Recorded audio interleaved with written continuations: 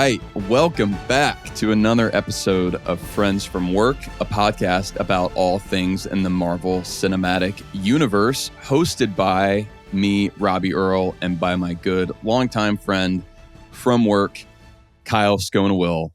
And today is, I guess you can look at it one of two ways. It's either the second episode back where we're talking about the MCU proper, or the first. This is the first movie that we're kind of resuming in our Phase 4 rewatch in a while. But last week's episode, if you didn't catch that, it was kind of our first time getting back in the headspace of the MCU, and that was a really fun conversation. So before I forget, I want to remind people to go check that out, because I think that if you're a listener of this podcast, especially a long-time listener, that's probably going to be right up your alley. It felt very much like a throwback to not even just the original podcast days, but the original conversations that you and I had that kind of inspired the podcast in the first place. No doubt. I was very proud of that episode. So yeah, definitely go check it out. Definitely check it out. You're not going to want to miss it. You know, we've been in the X-Men universe for so long now, it feels like 12, 13 weeks, 3 months plus, probably. And so last week we made 2 rules.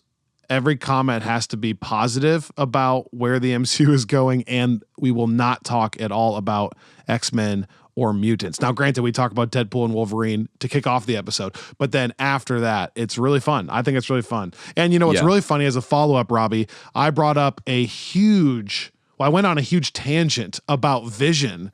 And it just so happens, because of our schedule, that we actually recorded that episode last Wednesday. So it came out on Monday, but we had pre-recorded it like 5 days early. And I say that only because literally the day we finished recording it and I had gone on that rant, there is either confirmation or a heavy rumor that they are developing Vision Quest over on Disney Plus, bringing back Vision. Now, to what degree is it the Vision we know? I don't know, but I did think that was quite the crazy timely follow-up. And I've had multiple people message me about that Chris Evans Infinity Saga, Infinity Stones returning thing. Wow. Not that that's confirmed. I think that's more of a rumor than the Vision Quest thing. But isn't that wild timing? Like, we had truly that is wild timing. Started talking about that without knowing any of that stuff. So anyways, it's a great episode. I'm still not sure. I think because Vision Quest was originally greenlit kind of like way back. And then now I feel like everything's shuffled since Marvel kind of started their taking stock phase. So I'm not totally sure, because I think originally that show was being developed by Jack Schaefer, who then I think turned her attention to Agatha all along. And so I'm not sure if that's still the original, the same project or not. But it does seem, I think it's confirmed that it is for sure a Paul Bettany Vision focused show that's coming out in 2026. One of the sign of the times, for better or for worse, back in the day, like 4 years ago, when Marvel had a big announcement at Comic-Con, or what is it, D23?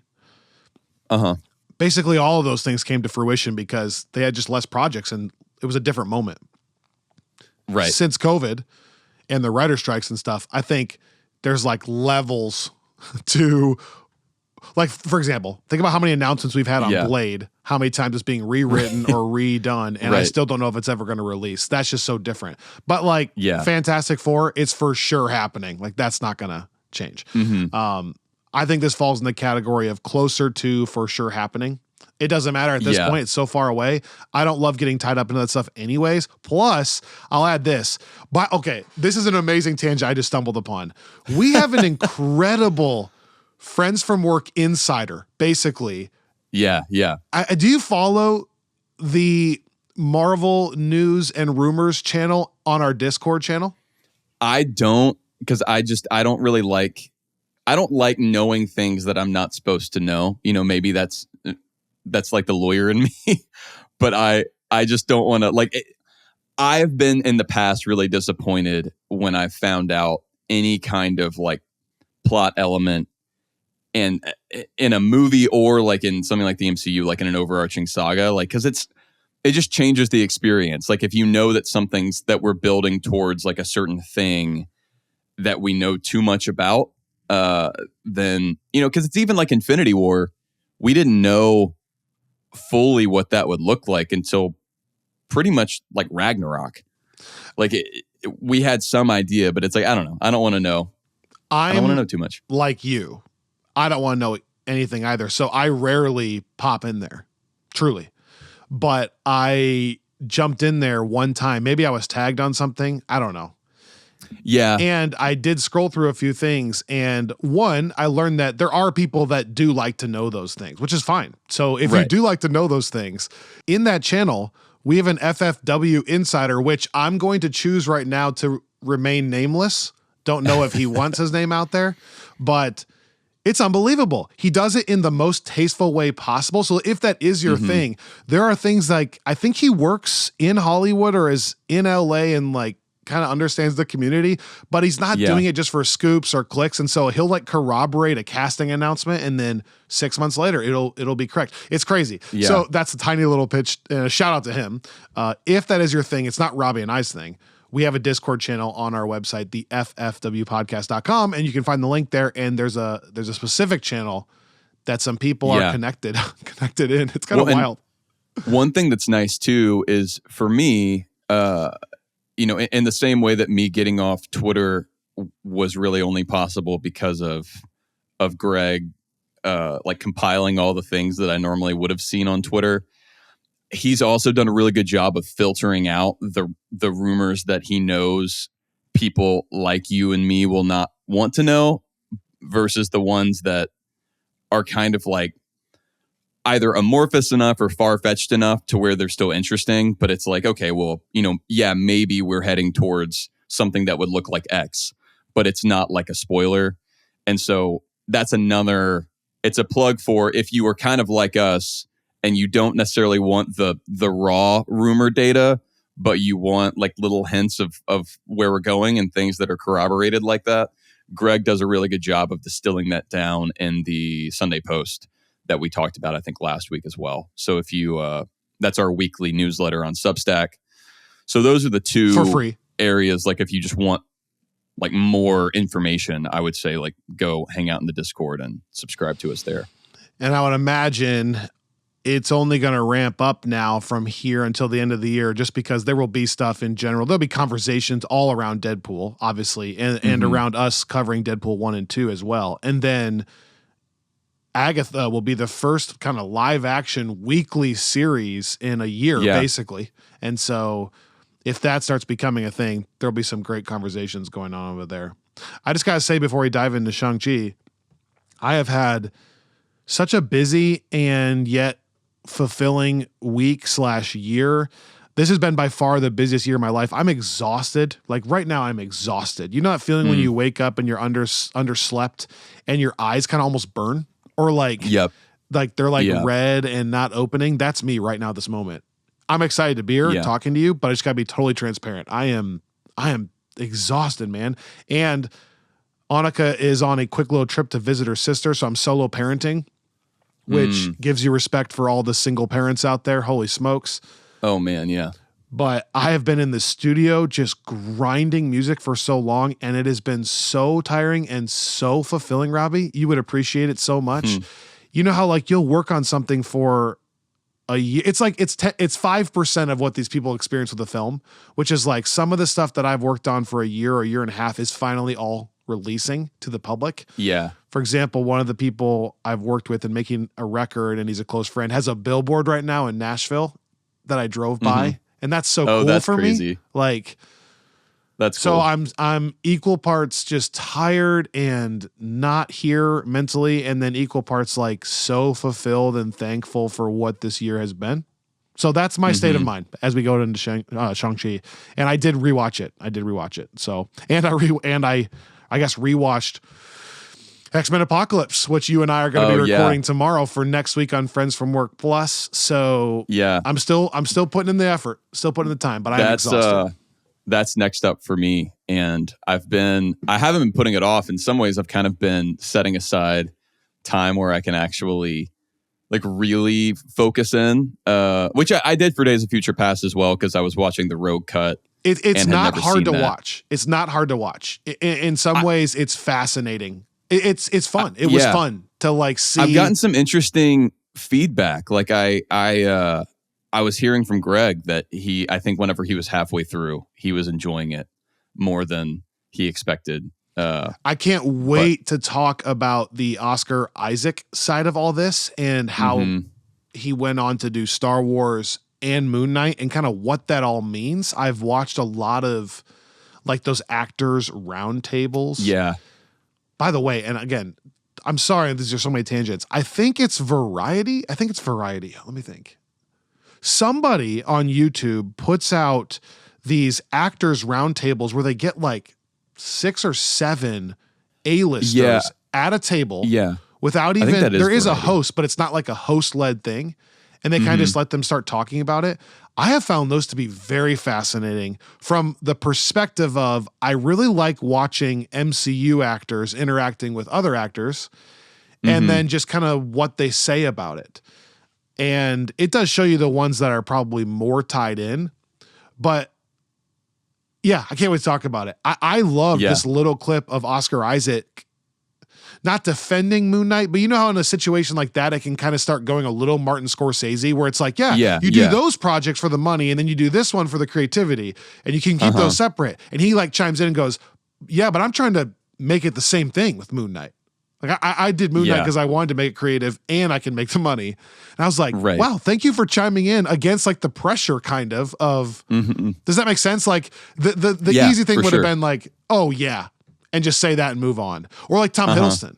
Like Tom Hiddleston does not shy away from what he's creating at Loki when he's around the other people. Anyways, I have some insight there. And so I'm excited to talk about X-Men Apocalypse on Friends from Work Plus, but that's not today. Sorry, that's not today. Right. Well, although before we do jump in, I guess this kind of makes sense. I wanted to kind of zoom out some and take a look at where we have been in our Phase 4 watch order because I've really, I've enjoyed being able to do it this way because we've kind of been fitting it in where we can and in chapters, and that's kind of how we've had it divided up. But it is, we watched Wakanda Forever not too long ago, but then, I think No Way Home and Hawkeye were Christmas time.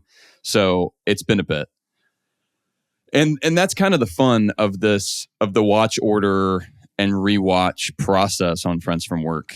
And it always has been. I think the difference with Phase 4 is kind of what you started the episode talking about when you were talking about Vision Quest, where, if you go back through the Infinity Saga, by and large, it was told chronologically, like, more or less, like Captain America, the First Avenger was the last Phase 1 movie before Avengers. So like that's an exception. Captain Marvel's an exception, Black Widow. But generally what we were doing was more figuring out, okay, well, Phase 2, it doesn't necessarily really matter what order you watch, like Iron Man 3, The Dark World, and Winter Soldier in chronologically. But it then becomes a question of like, well, just what tells the best story. But I think Phase 4 is such a different process when it comes to rewatching it. First, because the number of projects in Phase 4 is like at least 2 normal phases from the Infinity Saga combined, if not more. I need to do the math there. Certainly, it's like 3 or 4 times as long as Phase 1. And so that's part of it. But also, you were talking about, the sign of the times. And I've been thinking a lot about how the pandemic not just impacted the number of projects that we're releasing and the quality and whatever you think about that, but also the order that things were released in and how that affects the story that Marvel ultimately had to tell. Because I don't think that they had the level of control because of everything that happened with COVID and when that happened that was really important during the Infinity Saga. And so I think what I've been trying to recapture here as we've been doing this rewatch is something that feels a little bit more intentional. And again, the projects are what they are. And I think in some cases, they actually had to make some slight story adjustments because a project that would have informed, this one has not come out now and will not come out until like months after this. And so you have to like remove certain plot elements or whatever. But I still think that even then, there's a way to kind of create a compelling narrative. And that's what we've been trying to do. So as a reminder, we started this with this kind of first Endgame reflection trilogy of WandaVision, Falcon Winter Soldier, and Far From Home. And that was really the pure look back and like emphasizing that era is over, especially with kind of the ending of Far From Home, contrasting that with the beginning of the Infinity Saga with Tony unmasking and how different the tone is there. Which, as an aside, I went and saw Far From Home in theaters this past week. Have you caught every single Spider-Man film? I haven't. I missed the 2 Garfield films in theaters, but I felt guilty about it and watched them at home anyway. Okay. Did you go to Homecoming? I watched Homecoming at home as well. Okay. Because I wasn't even totally sold on going to the Holland ones because, I've seen those in theaters, and part of the fun was seeing movies I hadn't seen originally or hadn't seen in a long time. But you went to Far From Home. And I've just seen the Holland ones so much. But I was really excited to go see Far From Home because they were playing the extended edition of that movie that I have never been able to find online or in any like home streaming version. And what that is basically, I think that there are like a couple of deleted scenes that are thrown in, some things I didn't recognize, but they take that like Peter's to-do list little short from that you can find on the Blu-ray and put that like chronologically in the film, which was something I always wished that they had left in the film originally. And I loved it. It was like such a small addition, like compared even less additional footage than No Way Home, but also like less clunky than the No Way Home extended edition. Like, and it gives me again kind of everything I wanted because you get more time with Peter at the beginning being Spider-Man in New York, and you get like that clip that was in the early trailer of him taking down like this crime family and talking to the cops and saying like, I don't have time to be the new Iron Man. I'm too busy doing your job. And it's all very... I don't even know that I've seen this. Oh, you should go watch it on... you can watch the short. It's probably on Disney Plus too now. But it's just a special feature for Far From Home. How was the film then in general? What's that? How was the film then in general with that in? I thought it was... like, again, what I liked about the No Way Home extended stuff is that it gave us a little bit more time looking at the actual impact in his life, like his daily life of everyone knowing his identity, instead of it just being like, oh, look, it's, all this bad press, and then he goes and gets it undone. And here, I was always kind of bummed because you never see him actually suit up as Spider-Man until, other than like the Aunt May event, until he gets to Venice. And even then, it's like most of the battle there, he's not in costume. And then he puts on the costume just to go to meet Nick Fury and Mysterio. Yeah. And it always just felt like, man, there's like a big chunk of this movie where we don't get to see him, like what his life as Spider-Man is looking like post Endgame. Mm-hmm. And so having that context and having him talk about whenever he talks about the weight of being Spider-Man now in a post-Tony world, I feel like that hits harder because you've seen him trying to do that. Like he is actively trying to figure out how to be the friendly neighborhood Spider-Man, but also is getting all this pressure to like fill in. So I thought it added a lot. And even the little like additional things here and there seemed to like it never felt like anything was forced. I would really like if it is available as a as a thing that people can get online, I would say it's just the version of the movie that people should watch. I think Far From Home is fantastic. I always have, you know that. From day one, I've ranked it higher than most people. And I think in general, it's fair to say you and I are slightly higher on that film than the general public. Yeah, I think so. Anyways, that's the ending of the Endgame Reflection trilogy in the Phase 4 rewatch. Which I do have so many Spider-Man thoughts after that I'm excited to talk about. Maybe we could just have a Spider-Man episode soon. But yeah, so the next chapter of the Phase 4 watch order was, we started with Eternals. We kind of like, by the way, save those thoughts, and as soon as they announce something big for Spider-Man 4, let's do a Spider-Man episode. Just table that. Yeah. I've already got like a note going in my notes app dedicated towards it. You love to see it. So Far From Home kind of ends with that cliffhanger moment, and you don't know what's going to happen now that Peter's identity is revealed. And so we take that opportunity to kind of go way back and zoom out and start with Eternals and kind of look at, okay, like while we're like stuck in that cliffhanger mode, let's see what else has been going on around the world, both post blip and kind of been informed by things that came before it. And so we do Eternals, Moon Knight, Love and Thunder, and then that all kind of culminates in the big reveal of what's been going on in Loki season 1. That then leads into the next chapter where we pick back up where we left Peter and follow up on the identity reveal in No Way Home. But now it's like we're getting away from the Endgame reflection and more now looking at like what it's looking like moving forward with like new legacies. So it's like we see the impact with Peter, but also with Hawkeye and the loss of Natasha, which I think is like partially a look back, but also it's really focused on the introduction of Kate.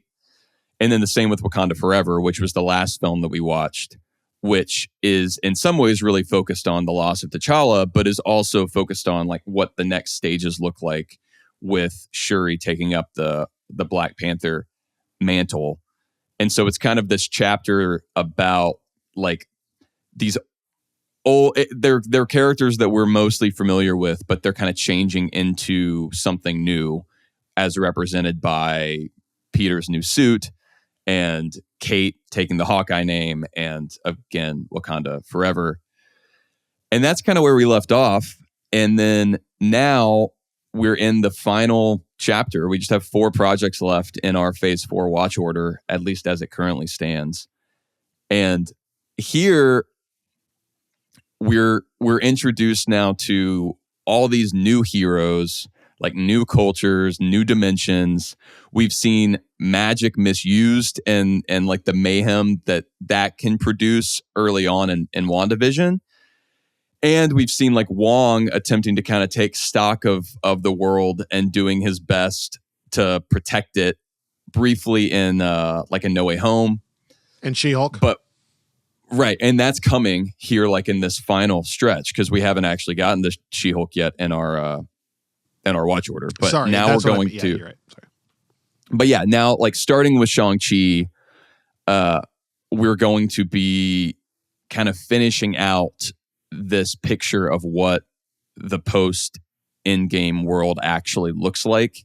Like we've kind of been in this transition mode for a lot of Phase 4, and this is where it's like we have just things that are established in a new way. Like you don't have necessarily, even in the last chapter where you have like a new Black Panther and a new Hawkeye and kind of a new version of Spider-Man. Here it's like we have a whole new character in Shang-Chi, a whole new character in Ms. Marvel. She-Hulk is not, I think, meant to replace Hulk. That's really a new character. And then all of that kind of culminates in Multiverse of Madness, where we kind of start looking at these like what could have beens and what might be's, and we'll get to that whenever we get to it. But I think that it's going to be a really great chapter to be going through as we're also finishing the X-Men rewatch, which was always the hope. Because we'll kind of have Multiverse of Madness, I think, right before we hit the Deadpool films on the main feed. And so it will all, if we're looking at parallel tracks, those universes will to some degree collide. But I don't want to get ahead of ourselves there. Shang-Chi is the first stop here, and I wanted to kind of open up the conversation. Well, before you get into Shang-Chi, I do want to say, first of all, I love the thought that you put into that. I love viewing it that way. I think that's really profound of you to think of it that way, and I think it's actually probably helpful for listeners to even view it that way, in that those first three projects really kind of are an epilogue to the Infinity Saga, and you could almost watch them as such. This is different characters wrestling with the things that we still were wrestling with 5 years ago. And then I love the middle chunk, organizing it this way as kind of a transitional period of, okay, we're kind of reflecting at times on the Infinity Saga and Endgame, but it's mostly launching, or in the case of like Hawkeye, trying to transition. What does that mean for, or even Thor, what does that mean for a hero that has done all this stuff, has been around since Endgame, has done all these things, and now is getting older or has to pass the baton? And then, then thinking of some of these other projects as just straight new entries now into the universe. I do think that's really helpful. So I wanted to agree with that. I appreciate the work you've done. Before you start getting into Shang-Chi, I think let's take a quick break, a quick word from these sponsors. We'll be right back.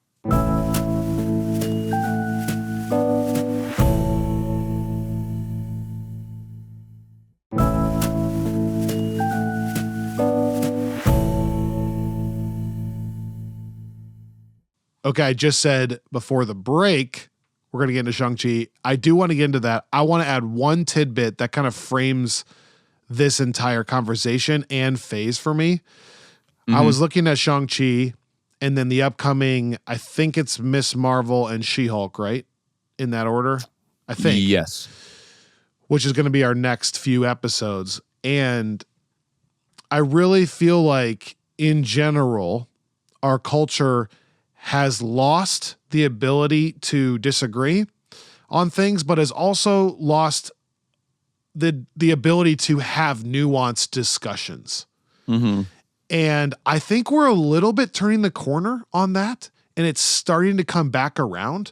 But so many of these projects, specifically the next three that we're looking at, not the epilogue phase 4 part, but now this new launching of characters, so much of it was just steeped in toxicity about everything either needs to be the best or the worst. It's the best team or the worst team, or my sports team is the absolute worst. This guy's the best. This is the best president.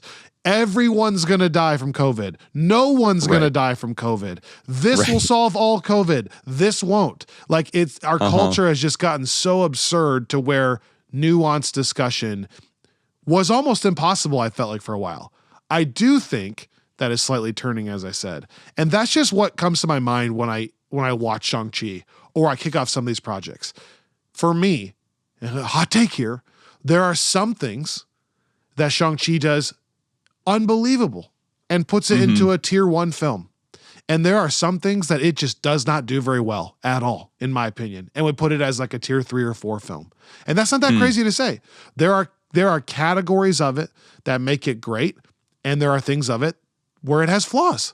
It's not Civil War in that I can watch it and go, I can't find anything. And I do think a little bit on a rewatch, you start noticing some of the things that don't hold up as well as we get further and further away. But you also can notice some of the things that go well. It's so anti our culture to even say that, because on YouTube, this episode would get way more clicks and people have made entire livings on this if I said Shang-Chi is the best Marvel Cinematic Universe film they've ever created, and here's why. That would do well.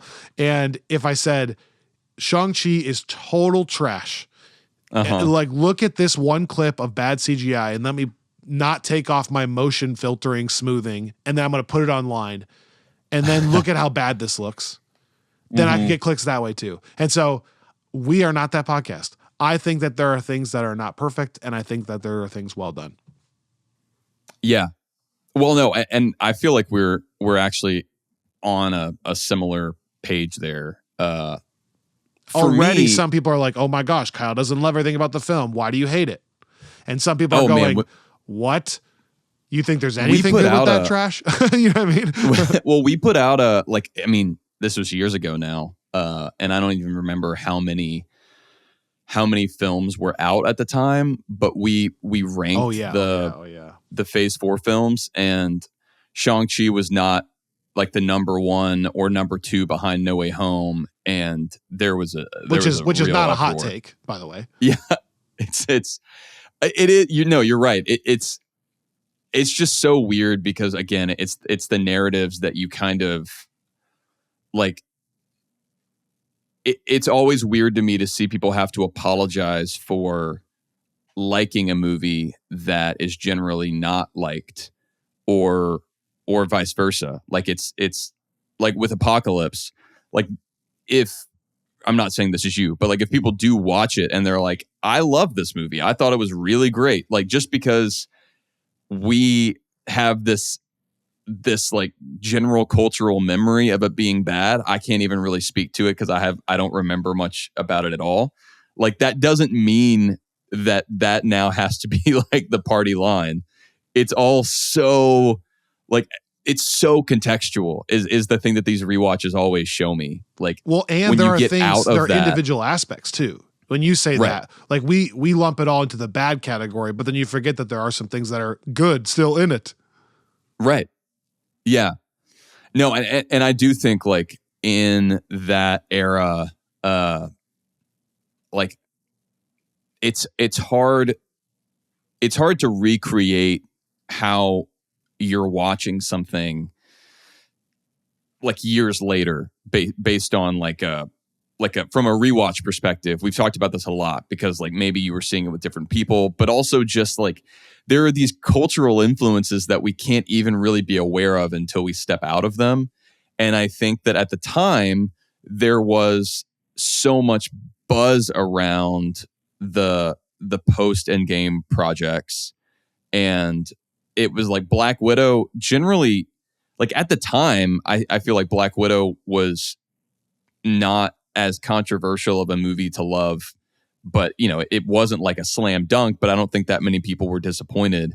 But then I think Shang-Chi was, as the next film that came out after Endgame, it was a totally new character, it was kind of a fresh style, and I think that it it was like a delightful thing for people.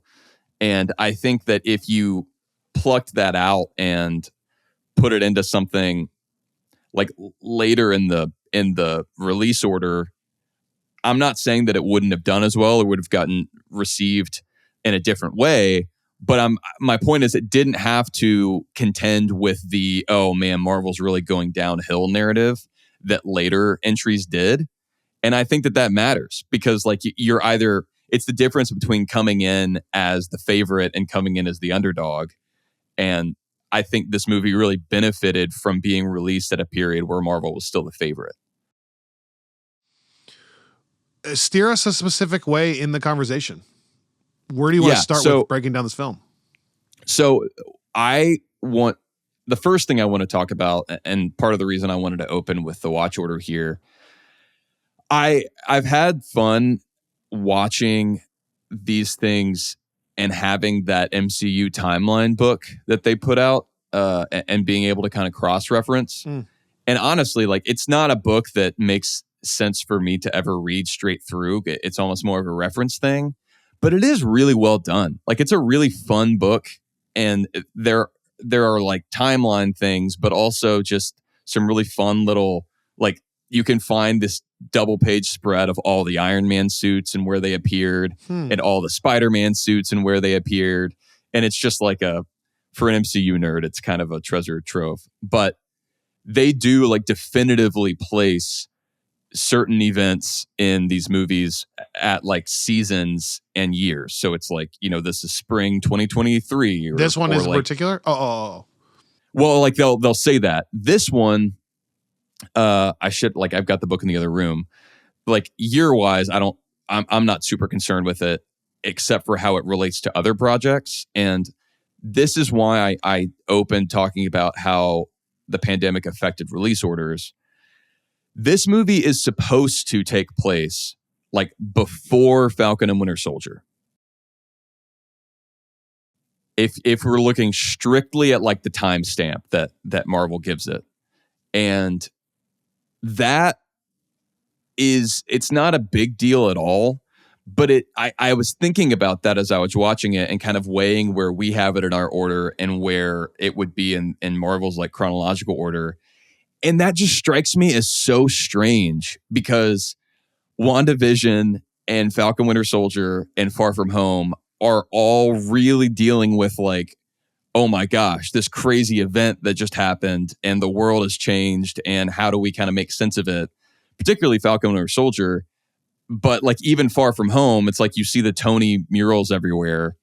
And it's so weird that Shang-Chi would take place before those projects and that we only get we get one reference where they're like, you know, anything can happen. We're now living in a world where half of the population could disappear at any second. But otherwise, it's just like San Francisco, for instance, looks no different than it does in like Ant-Man and the Wasp. Like it doesn't feel as though you're living in the aftermath of that event. And that's where I'm like, the story that's being told within either the release order or the chronological order just doesn't make a lot of sense to me because it's like this was either a global like really impactful thing that's going to take a while to start like coming out of, or it's not, and we're just kind of moving forward. But I think it's weird where this fell like on both fronts for Marvel. And I am biased, but I think part of the reason why we put it here at the end is because it makes a lot more sense to me after you've kind of gone through those transition films and projects like we were talking about earlier. Otherwise, it all rings kind of hollow, I guess, that it just opens with them like having a great time being like car valets and karaokeing. I agree. I don't mean this in a weird way. It doesn't really matter though, right? Because you could watch it in the way we have it structured and who cares? Like even if this was happening while those other things were happening or just before, it's possible that you just got a little glimpse of normal life who just, maybe they weren't as affected or maybe they weren't as tied to Tony Stark or whatever. But I'm with you. Why even timestamp it there then? Like you could easily just timestamp it later and then it doesn't even introduce any issues. Yeah. So I'm with you. I just don't know that. Well, no, it's not it's not like a complaint really. I bring it up because I think that is a major difference between this saga in general the Infinity Saga. Like everything kind of made sense. Like you can't, you know, like you wouldn't watch Winter Soldier like before Avengers or like somewhere in phase 3 or even. Then the question becomes, why double down on that in the book? Why is somebody not on the team asking the same thing you're asking? I don't know. Yeah, it's just maybe they're just trying to kind of harmonize the viewing experience from release order a bit more. But I will say, like, I was happy to see that in a lot of ways, what we kind of have coming lines up a lot with that timeline that's in the book. Like, I think Multiverse of Madness does seem to occur towards the end of phase 4. So I like that we're going to end with that. But that's for later. That was just kind of my opening thought because I kept thinking through the whole movie, like, that there are elements that just make, like, even the Wong stuff is weird to me. Yeah. How quickly Wong's already like assembling a team, and like the post-credits scene doesn't make nearly as much sense if it's happening like directly after Endgame. Right. That's way cooler to be like, wow. It's way cooler if it's been years and years and now the team's reassembling or something. Right. Let's start there. Even like, I want to start there. I don't even know how Carol's hair has grown that much in like, less than a year. Okay. So watch it in the way we have it. Watch it in the way we have it. Trust us on it. It's good. That is one of the things that I desperately want follow-up on to tie in last week's episode. Rewatching this film, it's weird to start with the very end of the film and the post-credit sequence, but it's so spectacular, the last whatever that is, 6 minutes of the movie, in that is the role I want to see Shang-Chi operate in. I just think it's so cool to have this character who does have these powers and abilities, but openly acknowledges, knows less than the Avengers, like still thinks it's so cool to be talking to Avengers, but the Avengers think that he could really bring something to the team. I like there being different levels to this. I like there being the veterans and the rookies and what that looks like. Yeah. I like, I mean, I was thinking that we would get some answer in the Marvels about what that was. Yeah. Like what, and I'm still not sure it's been a while if we did or not. Yep. Like we certainly found out about the Bengal, and where that comes from. And that plays a big role. Maybe in that they film, would just say a little bit of a multiversal artifact is the only kind of answer we got ish. Yeah. But, it's the reason why I think it's interesting is, and I think this was in our recap before the Marvels, but our next project in the rewatch is Miss Marvel. And people will remember that in the opening of, I think, episode 3, there is, like you get that brief shot of the 10 ring symbol, and Laura Cartman even works in the Shang-Chi theme in there. And so it's like that there is some kind of relation, but yeah, man, that is still one of my favorite post-credit scenes. And I'm really curious to see where we go with that. And also kind of like, I guess, looking at the movie itself and follow-up stuff. I think I had a better time on this viewing with like just the 10 rings in general. Like I was reading that timeline book along the way because I've always wondered exactly how connected the 10 rings is supposed to be, not with Iron Man 3, but with Iron Man 1.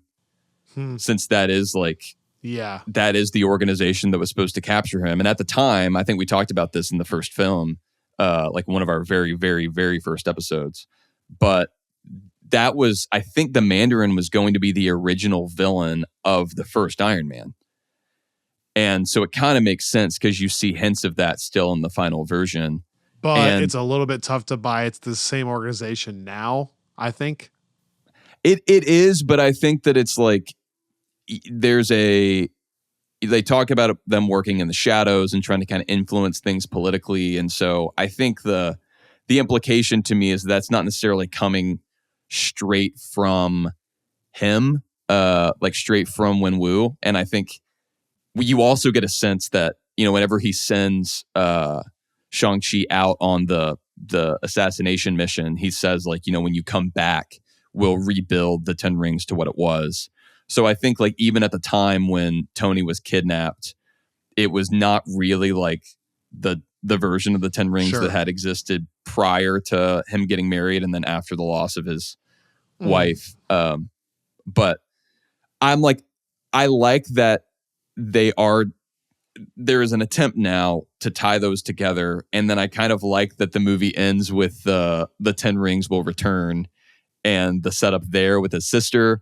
Like, I'm kind of curious to see, like, as we get into this, like, the ground level lane that we've talked about with, like, Thunderbolts and Captain America, like, is that going to be something that we continue to explore in a way that kind of follows up on the, like, Iron Man 1 type stuff? Like, where we have I would like for the world, I think we're at a point now where we've expanded quite a lot, and I think it would be great to be making connections with what's already there.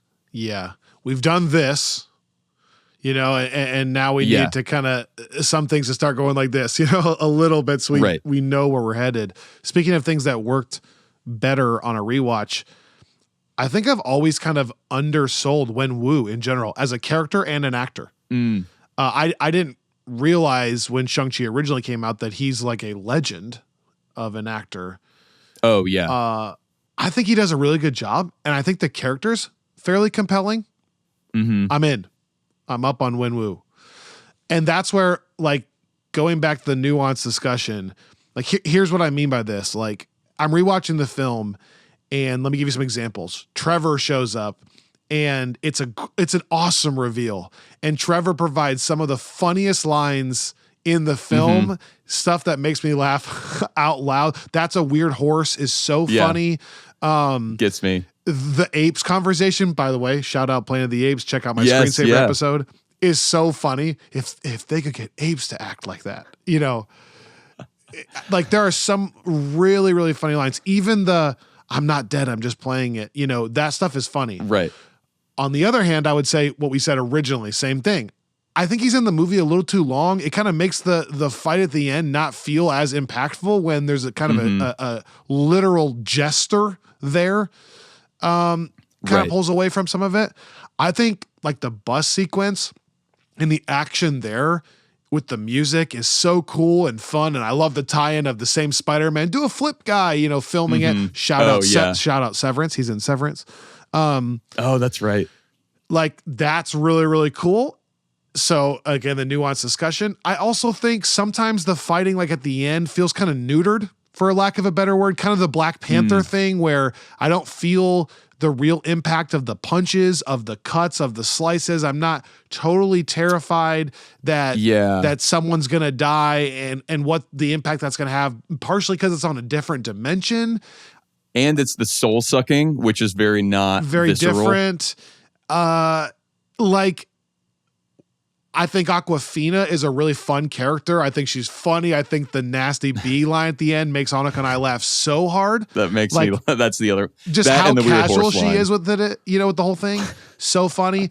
But then like tying into the action, like it's a little bit hard for me to get my mind around the ninjas that are like the ultimate warriors not being able to get her on the side of the building. It's like she can escape them by falling down the platform and stuff. I'm like, come on. So that's what I mean. Which, you know, in fairness, Shang-Chi is kind of holding them off, or supposed to be. There's one where a ninja slices at her and she dodges it, and then it chops the board and she falls down. She almost falls off the cliff, off the skyscraper.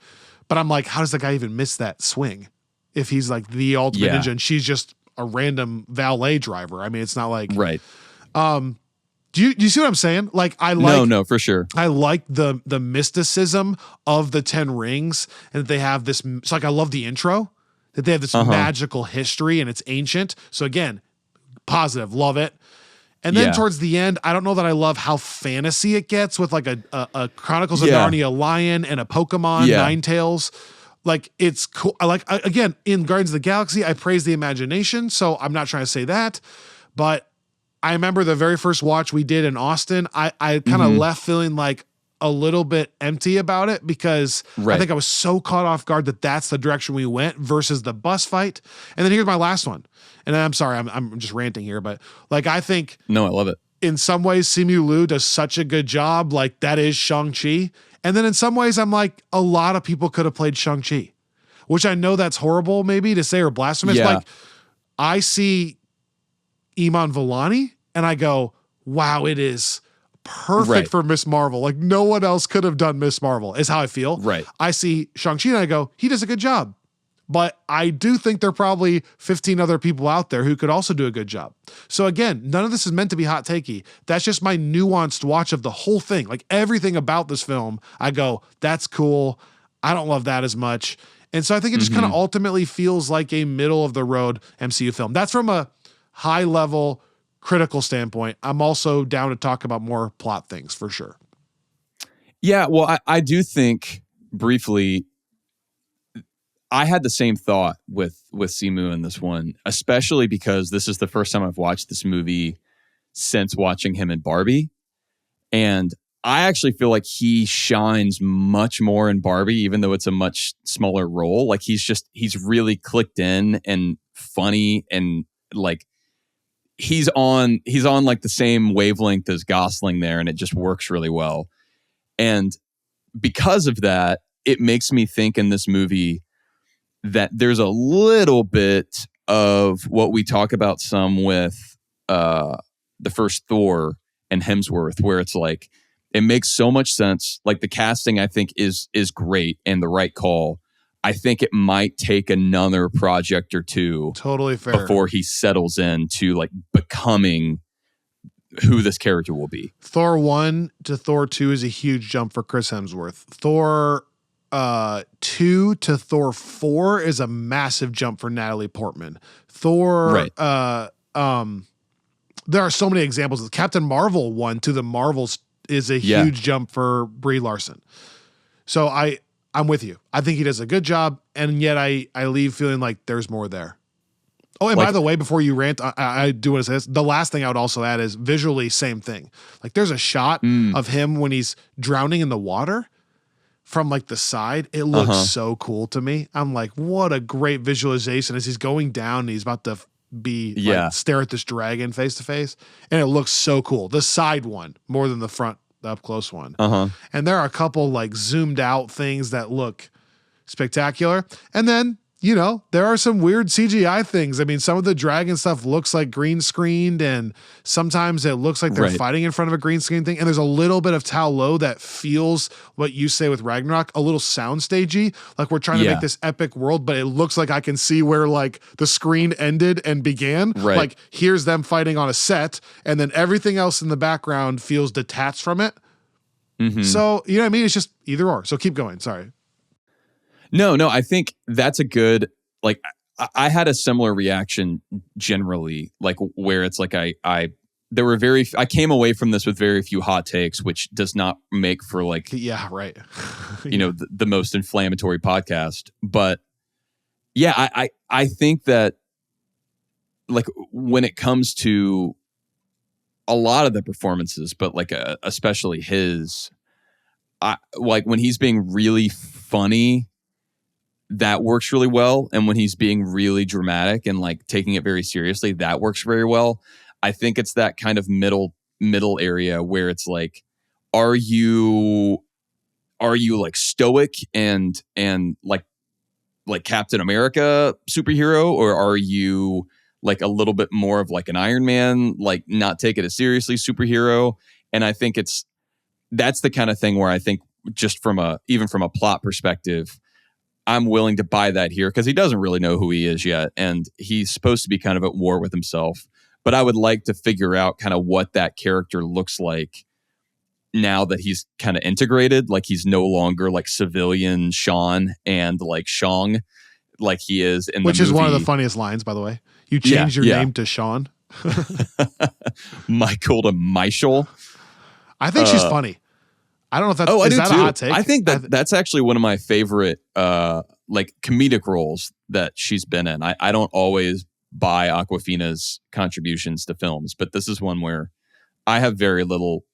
I thought that it might be something that kind of annoyed me, and it never does. I think it's because once she gets to Tao Lo, or once she realizes what Shang is instead of Sean, there's a sincerity there. That's what works for me. Yeah. Is that she then kind of buys in and approaches it with the correct level of respect, if that makes sense.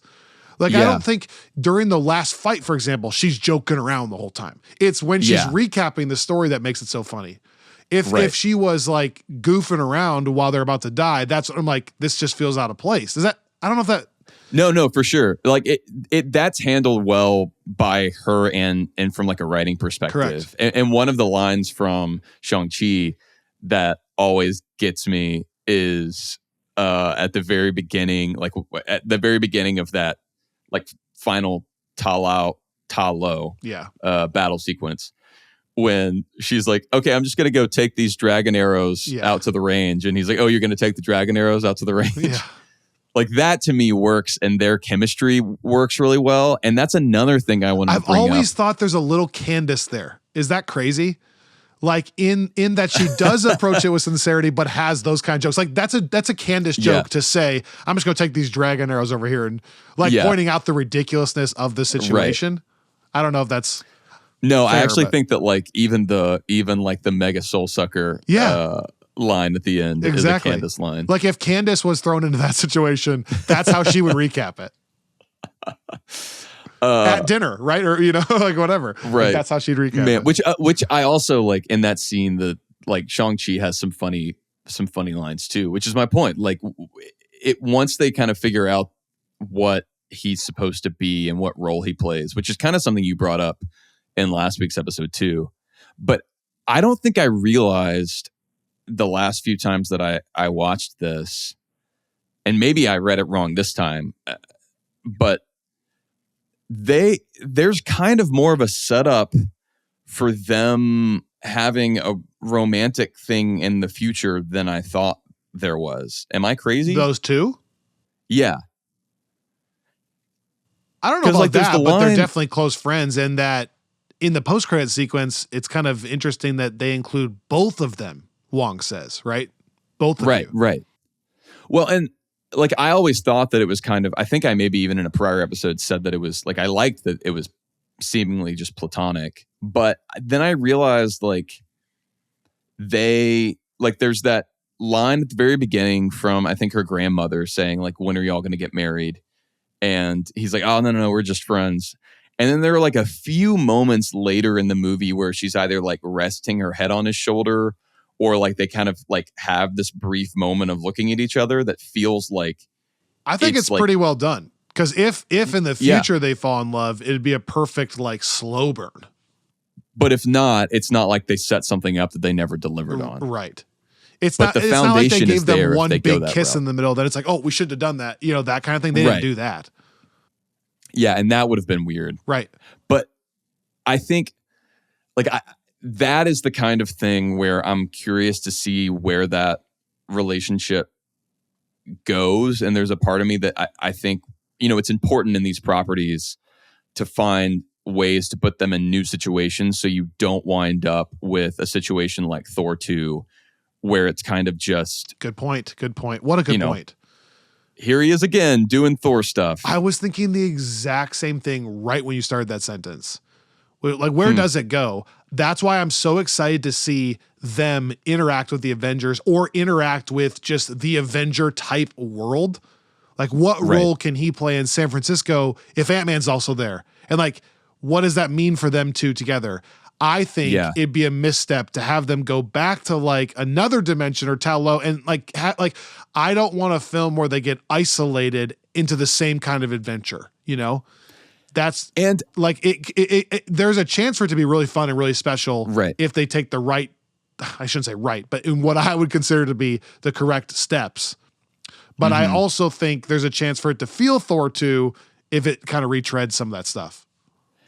It's funny because in talking about like cabining it, I was kind of thinking about the Guardians trilogy too while I was watching this, and I realized not to just like keep dropping like fictional Robbie cuts of movies, but I'm just not like, I'm curious why they decided to put Talo in this movie.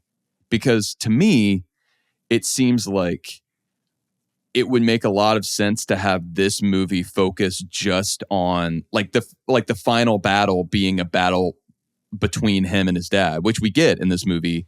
Right, but at the headquarters. Yeah, like and it's more about like his dad's now bringing him back and is intent on making him take over, and he doesn't really want to do that, and figuring out kind of who he is within that. And then inheriting the rings somehow still. And then like in the same way that it's like with, Guardians 1, all the focus is on like the impact that Quill's mom has. And then at the very end of Guardians, you find out like, and the top 5 your father was something. So then that like, that's the next thing is like, but like, what does that bring to the table? Peter, take my hand. One of my favorite moments. I'm like, wouldn't it make sense? Like there's so much of a conversation about like, you're both things, your father and your mother. And I feel like the second movie could have been the Talo movie. Like now he does somehow wind up in this dimension and figure out like the legacy of his mom and like where he comes from, and like that's when he can get like the dragon scale. Would that feel outfit. too Guardians 2 then, to use the parallel though? Would that feel so isolated at that point that we're like, what does this have to do with anything with Kang or, whatever, you know what I mean? Maybe, but it's all, I don't know. That's kind of the model for the, not for all, but it's like I look at Lord of the Rings or like Empire, where it's like, you split people up, you put them in kind of isolated situations, and that's definitely what Gunn was drawing on. Well, those are bad examples, I think. I'm not getting into that. But those movies are still connected in a way to what the overarching narrative they're telling is. Well, but they're also not in a larger universe. Like Guardians 2 is certainly connected to the narrative from Guardians 1. Yeah, it's just not connected to the Infinity Saga. So then it's just a hard comp, basically. Yeah. It's a hard comp.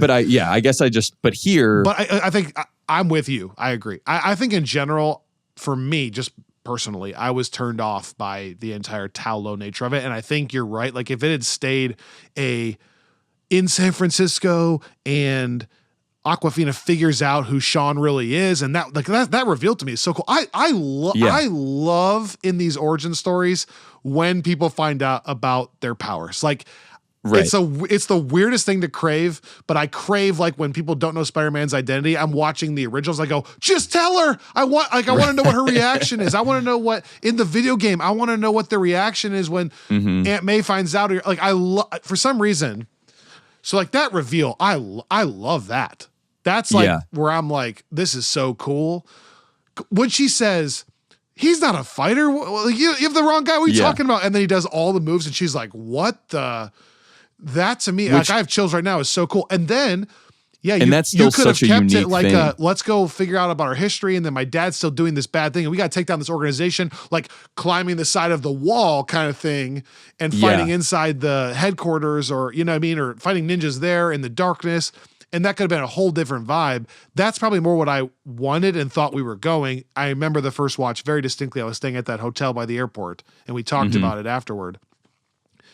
I wanted that for sure. But I will say the only pushback to all of that is I do think clearly they wanted to do a fantasy spin on this film. Clearly. In partial, I think to honor a little bit of that tradition. Like something we hadn't gotten really. Not anime, but like a little bit of a mystical dragons, like a different culture's history. So that, they wanted to do that, whether it's for us or not. But clearly that's what they were shooting for. And the second thing I'll say is I know on our Discord, there are people that think differently than us. There are a lot of people that think the Tao-Lo thing and the Nine Tails thing is so cool. So it did work spectacular for some people. Hence us putting Shang-Chi at whatever, 4th or 3rd in our rankings and people losing their minds about it. And so it works for some people. And I would say like, it's not like it didn't not work for me as much. Like I don't dislike it.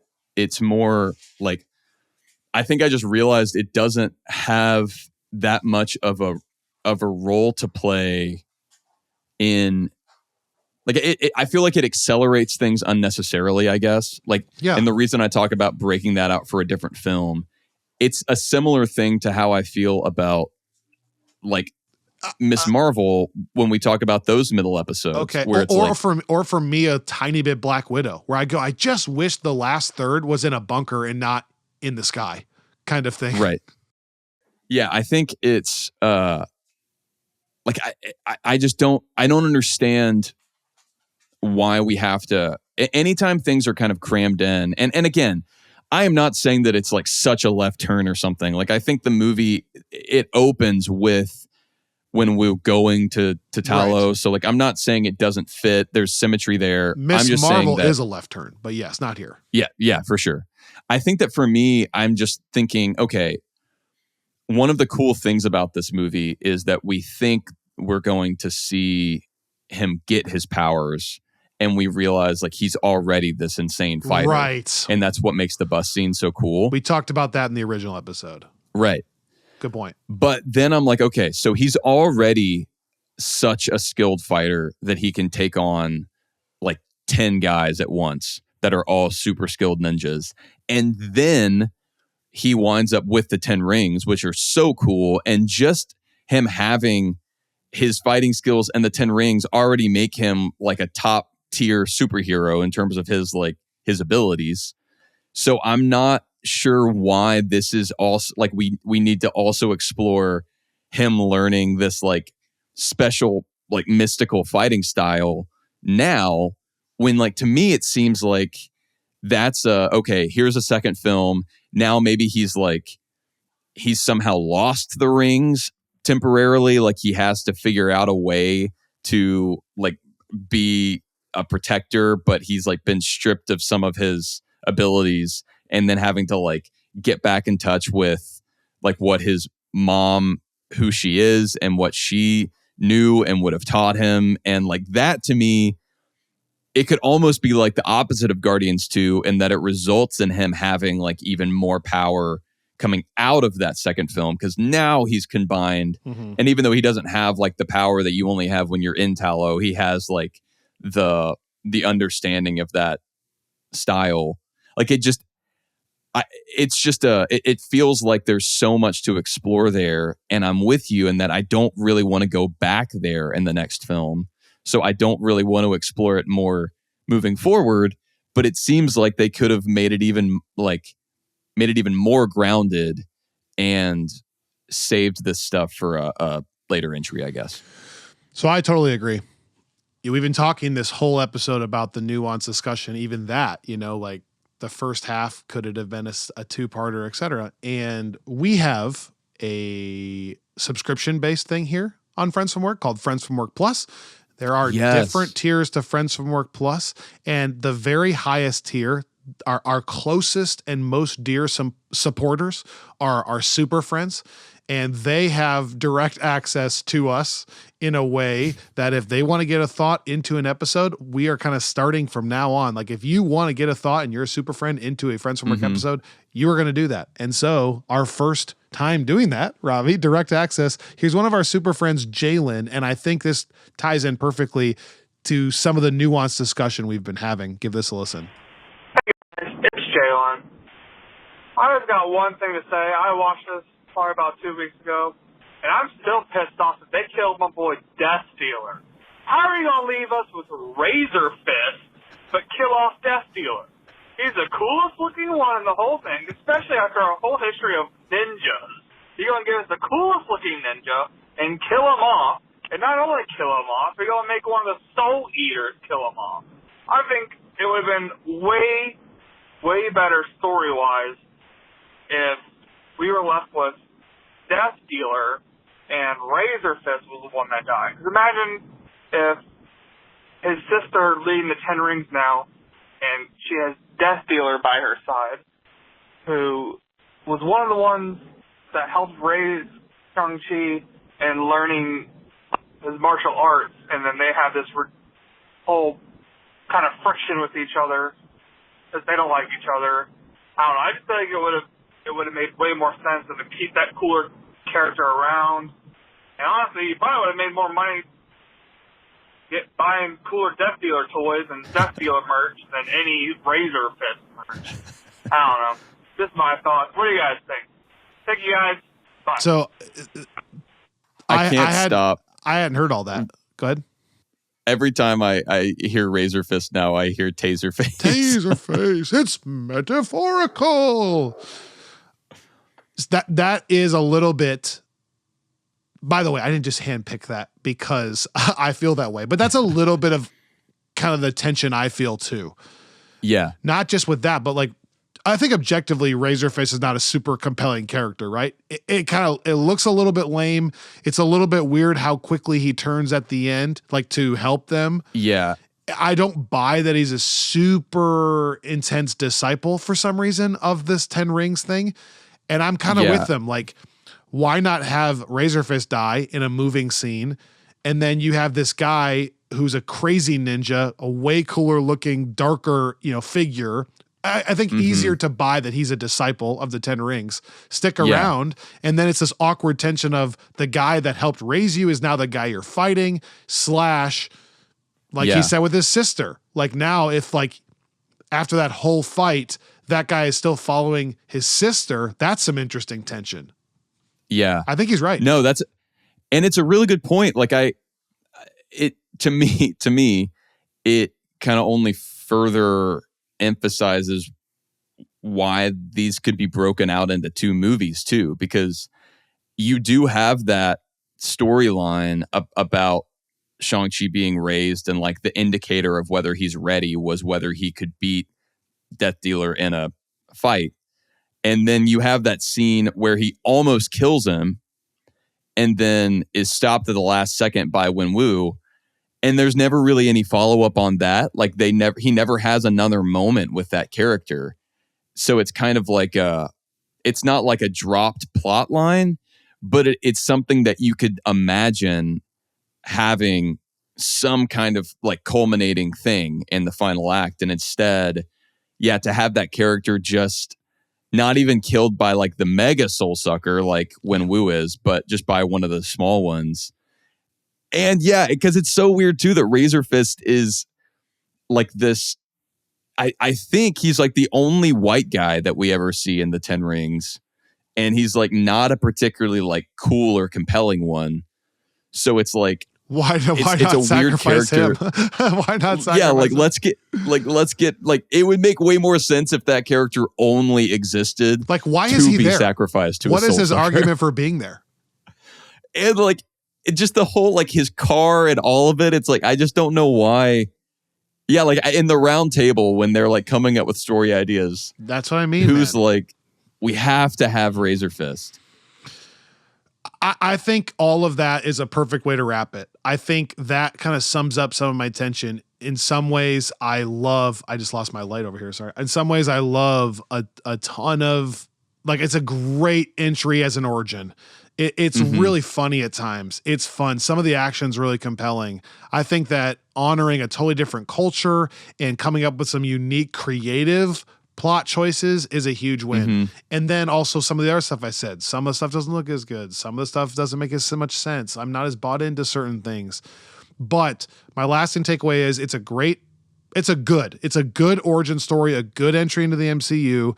And on top of that, I'm excited for what a second entry could be. There's potential for Simu Liu, for the characters to feel more settled in, for Destin Daniel Cretton to feel even more settled in, and the writers to figure out exactly where it could go. And then there's room for it to feel connected in some way, and that pumps me up because of the way this character was started in his origin. I'm excited to see it like blossom with Wong or the Avengers or Bruce. And like what does Bruce say to Aquafina? Right. You know, like all of that sounds interesting to me. So I think it's a good entry that could improve depending on where they go in the future. That's my summary. No, and I agree. I want to clarify, and this kind of makes sense with my background and what I'm drawn to. I do have a lot of fun in the not necessarily the Tallow battle in general, but I like the Shang-Chi stuff, like the final like Kamehameha blast thing. Like I do think is like that's fun for me.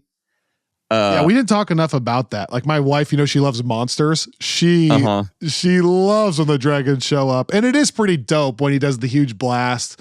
And like the first time it's revealed that he's riding it is pretty cool. Yeah, no, it's like again, none of my comments here are trying to like cut out those things. It's just I don't think people thought that where they go, but right. But I agree. I think it's like it's a fun movie. I think that there's some, it could be tightened up at points, like we've said. But I am really excited to see both where that goes, what we talked about with those post-credit scenes, but also kind of our next stop into Miss Marvel. Sorry, I just thought of that's more. A weird-looking horse. I just thought it's so funny to me every time. Ben Kingsley's so like he's so that funny. Character is hilarious. When I figured out they taught the apes to ride the horses and act like that, they're all like, oh yeah, totally. I love also when she's like, hey man, that's great. You found your passion. I mean, you did use it to cripple the US government. Yeah, right. And what even also, I'm not trying to take us back in, but like when he's like, years ago, I got this job playing a terrorist. I know, facile, trite, but listen. Yeah, it's so fun. Dude, he is funny. It's really funny. It's a great character. It's a great character. But I'm excited to see now. Yeah, we're going to Miss Marvel. Sorry. We have kind of finished this phase, in real time, but also, we're moving into Miss Marvel where there is that connective tissue. Like, I'm curious to see how Shang-Chi operates as a quote unquote multiversal player here, because I was thinking again, something else that I kind of noticed for the first time as we're moving forward here is like, it really does, it's not just that you can only get to this village by going through the forest maze. Like there is that very clear visual of them like entering the waterfall, and then it like materializes almost like a Doctor Strange portal into Tallow. So it's like you have, I keep getting tongue tied. I know. You have like an actual place that is like, it's called a different dimension, but then when he's there, they several times when they're talking about their like the main MCU Earth, like they refer to that as being a separate universe. And I know way back you and I debated like what's a dimension, what's a universe, like what's a different reality or a timeline. And so it seems to me now on this watch that they're using that interchangeably. Yeah. And so is this actually like, not that it's necessarily an alternate Earth per se, but like it just contributes to the slight looseness, the slight difference that we always talk about, I think. For sure. But I do like, and again, I need to look and see. Is this that's on else Earth still, but through a portal to a different side of Earth? Did that happen in the sacred timeline? That's what I always thought, but I don't think that like now my takeaway from the most recent watch is that it's meant to be a different universe in the same way that like 838 in Multiverse of Madness is a different universe. Okay. So a totally separate timeline. I mean, that theoretically, I'm making this up, but that's a universe that could be just adjacent to the Fox X-Men universe per se, or whatever. Okay. I think so. Like otherwise, because there were just several lines that stood out to me where it's like, this is how it's different. Even in your universe, like we had cities and whatever that way outstripped anything that y'all have ever had. So it could be a different planet. Yeah, but and a different planet within a different universe also. Yeah. So it's like we don't even know what the Earth analog in that universe is. Right.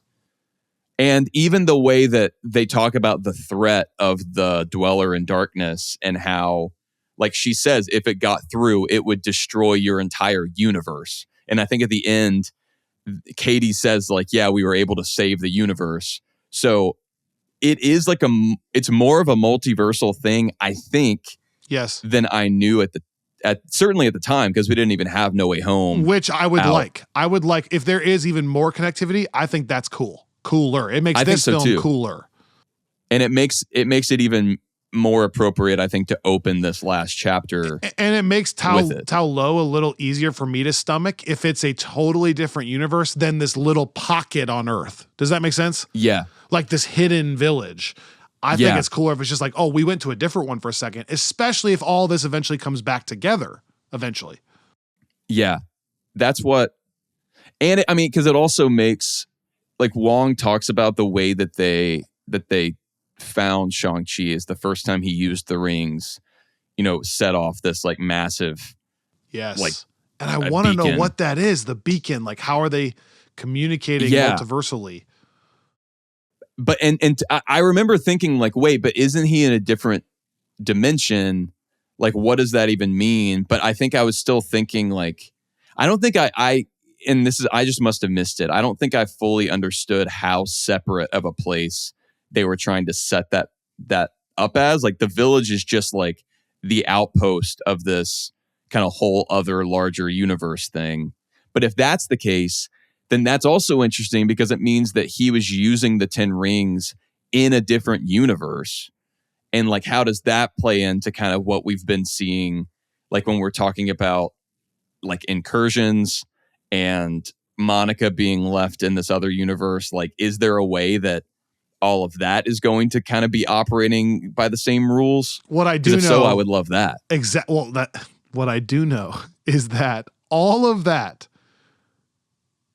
gets me excited, and that could be really sick. Like, there is potential for the next 3 or 4 years to be so sick. Yeah. In a very similar way to the Infinity Stones, this idea that there's these beacons to these other multiverses, and humans as we know them in the Sacred Timeline are very, as Wong says, like, and Vision, very unfamiliar with multiversal stuff. And then them having to learn about that and then getting to see them wrestle with what that means when they come face to face with other dimensions now. I mean, it could be sick, dude. And then it could ultimately elevate the viewing of this film. That's my point. Man, I know. And I think that what's going to be tricky about that is they would have to explain in the Shang-Chi context. Now I'm realizing how they were able to travel to and from universes and what made that available, because there's a big thing about America's the only one that can do that. But that's not true also, because now we've seen that, like, Monica can do it, theoretically. Right? So, like, that's true. When it just so maybe, people just don't. I think my explanation, headcanon, is that people just don't understand it well enough yet. So even Doctor Strange is like, America can do it. That's weird. But he's only stumbling upon one way to do it. There's other ways. Clearly, there are other ways. Yeah, I do. I mean, I still like having Loki as the, like, center linchpin of this entire rewatch, Loki season 1, because something else that I saw reading in that timeline book is it's just interesting how certain things are characterized, because things that are kind of ambiguous on the screen, to have a book like from Marvel and Kevin Feige saying this is how they see it is really telling, whether or not you want to adopt that fully.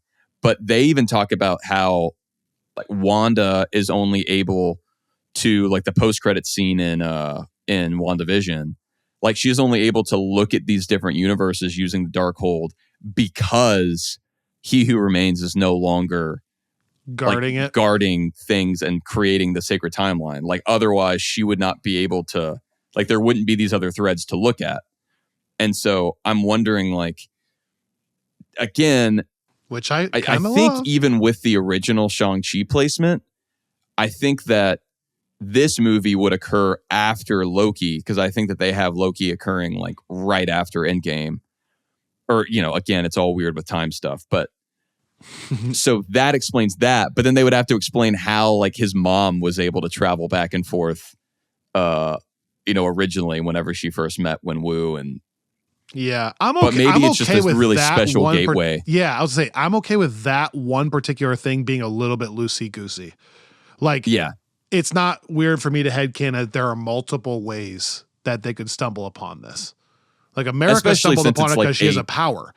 But maybe Wanda doesn't have the power until she has the Darkhold. And maybe his mother doesn't have it because it's just like one secret portal that they discovered a long time ago. That's the thing. It's like, if it's just like that one entrance, then that doesn't bother me. As long as it's not like you can get there anytime you want by, like, clicking your heels 3 times. For sure.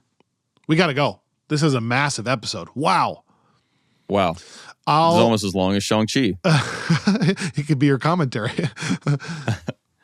Remember when we did that? That's insane. That was fun. Yeah, that was fun. I do. But before we go, talking about our tiers and our Friends from Work Plus subscribers, which, if you're listening and you are one of those, thank you so much. I also wanted to highlight that our Friends from Work Plus folks that are our second tier and up, we are starting, or have started, the new round of Saturday morning cartoons here, leading into the August 1st premiere of Batman the Caped Crusader, which is the animated show from J.J. Abrams, Matt Reeves, and Bruce Timm, one of the primary creators of the 90s Batman show. What a team. Man, it's like I'm really excited about it. Everything I read about it. Ed Brubaker is one of the main writers, who a lot of people will recognize for his contributions to the Captain America storylines, like the Winter Soldier especially is a creation of his. he's a great Batman writer too in the comics. And it's all set in like the 40s. It's supposed to be like a very old school kind of noir Batman thing. And I think it has the makings to be something really special, kind of in the way that X-Men 97 was for the X-Men 90s show. So we are, between now and then, going to be watching a kind of hand-picked selection of the Batman 90s episodes that we think are either just some of the best or could kind of fit tonally with that. So that will be every Saturday morning at 9 a.m. Central, if you're interested. And we'll be discussing that in the Discord, again, talking about the reasons for signing up there. But we'll be talking about that together every Saturday morning, kind of while we're watching. So I would invite people to join in for that as we kind of get ready for the next animated premiere. Absolutely. My final statement will be, we have two very valued partners here at Friends from Work, Nerd Riot and organicpricebooks.com. And so you've heard us talk about them, but it actually is a win-win-win for all of us, for them, for you, for us. If you support them and you use our promo code Friends from Work, get some merchandise at nerdriot.shop and get you some comics at organicpricebooks.com. There's so much stuff you can check out on those websites, but it benefits everybody, including you, if you're going to be getting comics and merchandise anyways. Thanks for listening. We'll see you right back here next time on Friends from Work.